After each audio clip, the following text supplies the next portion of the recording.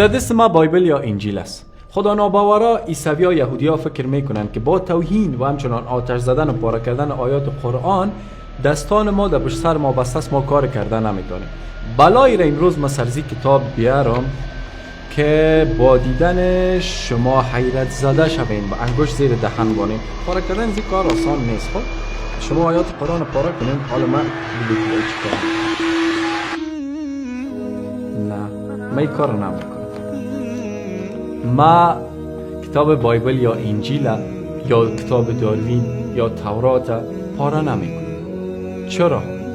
ما میخوایم در این کلیپ 3 پیام مهمه به شما دوستان عزیز و بیننده های عزیز برسانم. اولا، قرآن کتاب را که شما آتش میزنین ای خدا ناباورا، ای دین ستیزا و ای اسلام ستیزا، اما قرآن به ما دستور میده که ولا تسبوا الذين يدعون من دون الله فيسبوا الله عدوا بغیر علم. اعتقادات دیگران را به باد مسخره نگیرین، توهین نکنین، تحقیر نکنین. سوره مبارکه الانعام است.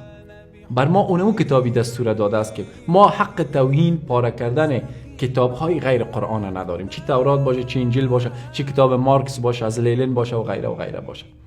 دوم، با پاره کردن تورات، انجیل و کتاب های خدا ناباورا که با استناد میکنن چی چیز تغییر میافته؟ اگر اونا به بیراهه و گمراهی روان هستن، قل هاتوا برهانکم ان کنتم صادقین، دلیلتان به ایشان بگین بیارین اگر واقعا شما در ادعای خود صادق هستین. و سوم، پیام ما به خدا ناباورا و اسلام ستیزا است. شما اگر قرآن آتش بزنین و شما قرآن اوراقش پاره کنین، با او بدرفتاری کنین، قرآن که در سینه های ما حفظ است، قرآن را که ما در قلب های خود جا دادیم و باستی از او درون ما آرامش یافته، با او قرآن شما چی کار میکنیم؟ او قرآن ابد در قلب های ما جا گرفته است. فصل 3، حوادث قانونی. دوستان عزیز، در دست ما البته بایبل یا انجیل نبود. قانون مدنی افغانستان جلد اولش است. ما برای از خاطر استیکر زدیم که پیام بتونیم به صورت درست‌ترش به شما برسانیم و شما انشالله که این پیام بر شما مفید واقع شده باشه.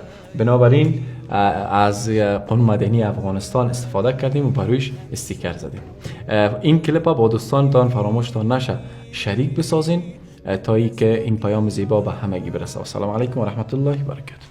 برای دیدن کلیپ های بیشتر صفحه فیسبوک ما را لایک کنین، چینل یوتیوب ما سابسکرایب کنین و ما را در اینستاگرام فالو کنین و همچنان این کلیپ بعد از اینکه لایک کردین و با دوستانتان شریک کردین، در قسمت پایین این کلیپ نظریاتتان نیز با ما شریک بسازین. السلام علیکم.